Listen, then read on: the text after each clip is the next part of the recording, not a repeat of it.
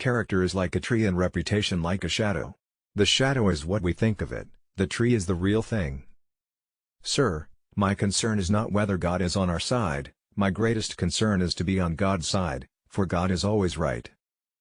You can fool all the people some of the time, and some of the people all the time, but you cannot fool all the people all the time. Most folks are about as happy as they make their minds up to be. No man has a good enough memory to be a successful liar. Human action can be modified to some extent, but human nature cannot be changed. Common-looking people are the best in the world, that is the reason the Lord makes so many of them. Upon the subject of education, not presuming to dictate any plan or system respecting it, I can only say that I view it as the most important subject which we as a people can be engaged in. I am rather inclined to silence, and whether that be wise or not, it is at least more unusual nowadays to find a man who can hold his tongue than to find one who cannot. You can fool some of the people all of the time, and all of the people some of the time, but you cannot fool all of the people all of the time. Adhere to your purpose and you will soon feel as well as you ever did.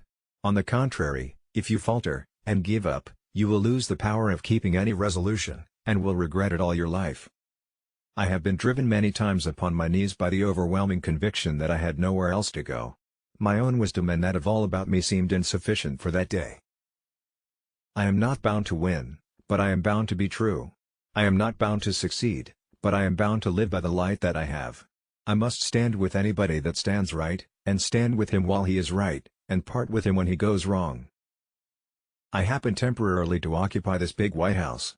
I am living witness that any one of your children may look to come here as my father's child has.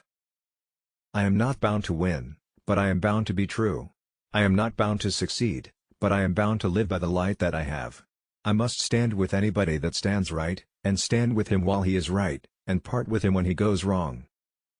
And having thus chosen our course, without guile, and with pure purpose, let us renew our trust in God, and go forward without fear, and with manly hearts. Human nature will not change. In any future great national trial, compared with the men of this, we shall have as weak and as strong, as silly and as wise, as bad and as good.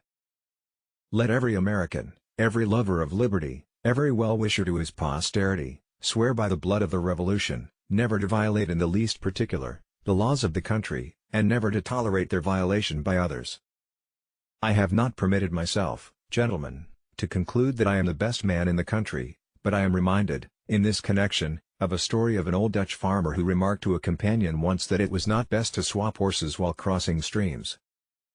In giving freedom to the slave, we assure freedom to the free honorable alike in what we give, and what we preserve.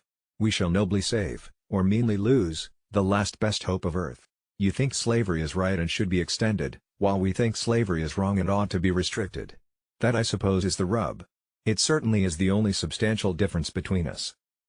The one victory we can ever call complete will be that one which proclaims that there is not one slave or one drunkard on the face of God's green earth. All I ask for the Negro is that if you do not like him, let him alone. If God gave him but little, that little let him enjoy. I leave you, hoping that the lamp of liberty will burn in your bosoms until there shall no longer be a doubt that all men are created free and equal.